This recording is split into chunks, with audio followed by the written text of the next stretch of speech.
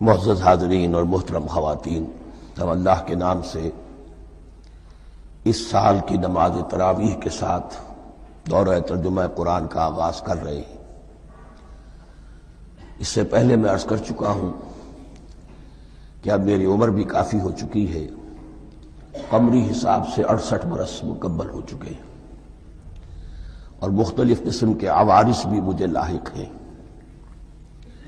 اور بہت سے احباب نے اور رفقاء نے مشورہ دیا تھا کہ میں اتنا بڑا بوجھ اپنے ذمے نہ لوں، لیکن میں نے خالصتاً توکلاً علی اللہ اس کی ہمت کی، اس کا ارادہ کیا، اس کے لیے اہتمام بھی خصوصاً ہوا ہے۔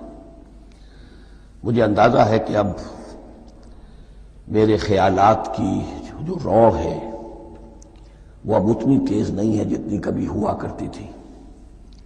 کراس ریفرنسز بھی جو ہیں قرآن حکیم کے وہ اتنے مستحضر نہیں ہیں جتنے کبھی ہوتے تھے، بلکہ واقعہ یہ ہے کہ میری زبان بھی بعض اوقات لڑکھڑاتی ہے، اس لیے کہ مجھے جو ادویات استعمال کرنی پڑتی ہیں ان کا اعصاب پر بھی اثر ہوتا ہے، اور جو ہمارے اعضائے رئیسہ ہیں ان پر بھی اثر ہوتا ہے۔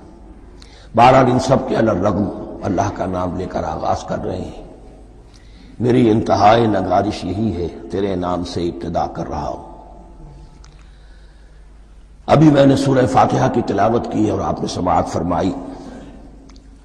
یہ سورہ مبارکہ مصحف کے اعتبار سے تو پہلی سورت ہے ہی، سب کو معلوم ہے، لیکن یہ بھی نوٹ کر لیجئے کہ یہ نزول کے اعتبار سے بھی سب سے پہلی مکمل سورت جو حضور پر نازل ہوئی وہ یہی ہے۔ اس سے قبل متفرق آیات نازل ہوئیں، 5 آیتیں سورہ علق کے آغاز میں، کچھ آیتیں سورہ قلم یا سورہ نون کے آغاز میں، کچھ آیتیں سورہ مزمل کی ابتدا کی، کچھ آیتیں سورہ مدثر کے آغاز کی۔ 5ویں وحی تقریباً اس پر اجماع ہے کہ یہ سورۃ الفاتحہ کی ہے، اور یہ مکمل سورت ہے جو حضور پر نازل ہوئی۔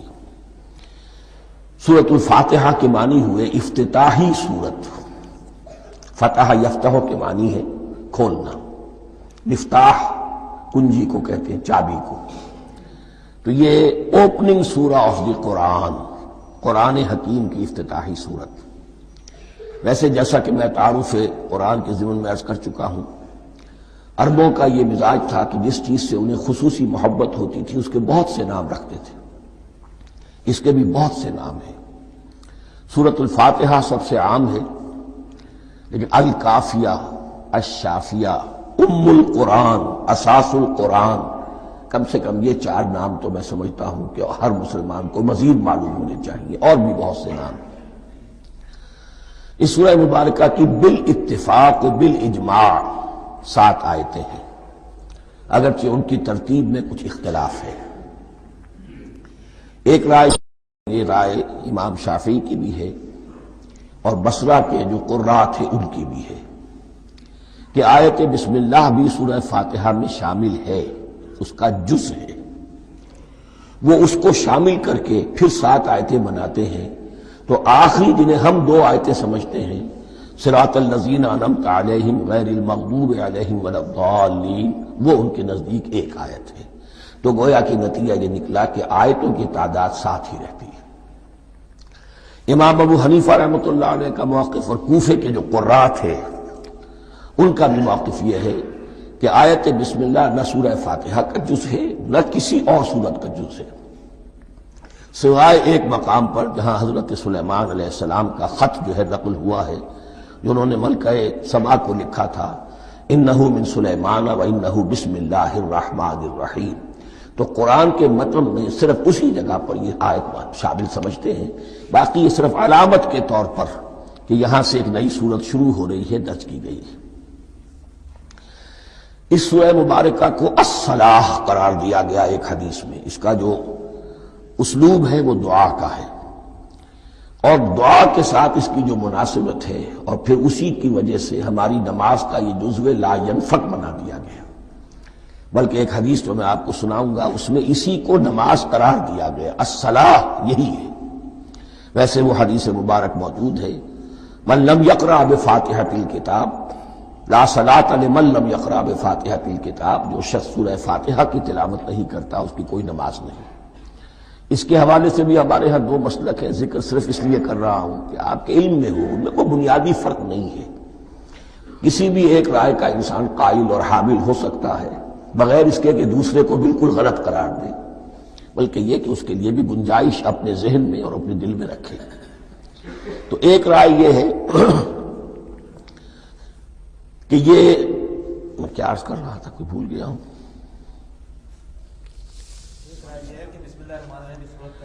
جی، اور دوسری آیت یہ ہے کہ اس کا حصہ نہیں ہے۔ اسی اعتبار سے یہ کہ یہ سورہ مبارکہ نماز میں پڑھی جانی ضروری ہے، لا صلاۃ لمن لم یقرأ بفاتحۃ الکتاب۔ البتہ یہ اختلاف ہے، یہ بات جو میں ذکر کر رہا تھا جو ذہن سے نکل گئی، کہ آیا مقتدی جو ہے امام کے پیچھے کھڑا ہو کر جب نماز پڑھ رہا ہو تو کیا اس صورت میں بھی اس کے لیے لازم ہے کہ سورہ فاتحہ پڑھے؟ اس میں دو رائے ہو گئی، بلکہ تین۔ ایک رائے انتہائی ہے اور وہ فقہ حنفی کی طرف منسوب ہے کہ اگر آپ امام کے پیچھے مقتدی کی حیثیت سے نماز پڑھ رہے تو کسی بھی رکعت میں آپ سورہ فاتحہ نہیں پڑھیں گے۔ ایک دوسری بالکل برعکس رائے ہے، وہ امام شافعی رحمۃ اللہ علیہ کی ہے کہ ہر حالت میں چاہے امام جہری رکعت پڑھا رہا ہو جس میں وہ بلند آواز سے سورہ فاتحہ پڑھ رہا ہو، اور چاہے وہ سری رکعت ہو، ہر حالت میں مقتدی کو بھی پڑھنی ہے۔ ایک تیسری رائے بین بین ہے، وہ امام مالک کی ہے رحمۃ اللہ علیہ، کہ جو سری رکعت ہے جس میں کہ امام بھی خاموشی سے پڑھ رہا ہے، مقتدیوں کو بھی پڑھنی چاہیے۔ جو جہری رکعت ہے جس میں کہ امام بلند آواز سے پڑھ رہا ہے، اس میں مقتدیوں کو خاموش رہ کر پوری توجہ جو ہے سننے پر صرف کر دینی چاہیے۔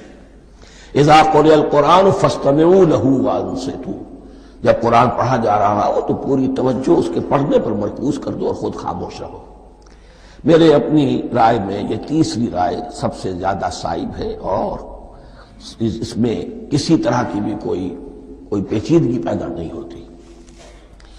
بہرحال اس سورہ مبارکہ کا جو اسلوب ہے میں نے عرض کیا دعائیہ ہے، البتہ قرآن مجید کے علم اور حکمت کے اعتبار سے، اس کے فلسفے کے اعتبار سے ایک بات سمجھ لینی چاہیے۔ قرآن کا فلسفہ یہ ہے کہ بنیادی ہدایت ہر انسان کے دل میں موجود ہے، بالقوہ، پوٹینشلی۔ یہ جو قرآن مجید یا اللہ کی کتابیں نازل ہوتی ہیں یہ انہیں ایکٹیویٹ کرتی ہیں، وہ اندر کی جو ڈورمنٹ کانشسنس ہے، خوابیدہ شعور جو ہے اسے بیدار کر کے، اور پھر یہ کہ اسے اجاگر کرتی ہیں۔ ہر سلیم الفطرت انسان اور سلیم العقل انسان، دو سلامتی شرط ہیں۔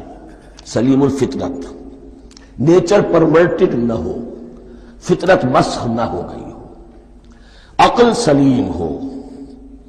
ان دونوں چیزوں کا نتیجہ یہ نکلتا ہے کہ وہ انسان از خود، بغیر کسی وحی کی رہنمائی کے، بغیر کسی نبی کی تعلیم کے سے استفادہ کیے ہوئے، از خود بھی کچھ حقائق تک پہنچ جاتا ہے۔ اور وہ حقائق کیا ہے؟ نمبر ایک یہ کہ اس کائنات کا ایک خالق ہے، وہ ایک ہے، اور وہ تمام صفات کمال سے متصف ہے۔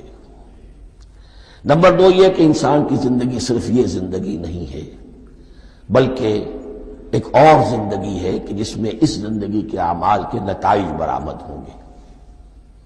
یہ دو باتیں، اس کی زیادہ وضاحت کے ساتھ جو ہے اس کا تذکرہ آئے گا سورہ لقمان میں، جہاں حضرت لقمان کی شخصیت کا تذکرہ ہے۔ لیکن یہاں صرف یہ بات سمجھ لیجئے کہ قرآن کا فلسفہ یہ ہے کہ ہر انسان میں، ہر فرد نوع بشر میں جو اپنی ولادت کے وقت مسلم ہوتا ہے، حضور کی حدیث ہے کل مولود یولد علی الفطرہ ابواہ یحودانہ او ینصرانہ او یمجسانہ، ہر بچہ نوع انسانی کا فطرت اسلام پر پیدا ہوتا ہے، وہ فطرت کے اندر وہ ہدایت ودیت ہے۔ اب اگر وہ فطرت بس نہیں ہوئی اور عقل جو ہے وہ صحیح رخ پر کام کر رہی ہے تو ان دو حقائق تک وہ انسان خود پہنچ جائے گا۔ لیکن ان دونوں حقائق تک پہنچنے کے بعد اب وہ دست بستہ دعا کرے گا کہ اے رب اب مزید ہدایت تو مجھے عطا فرما۔ ایک تو یہ کہ میں کیا کروں کیا نہ کروں،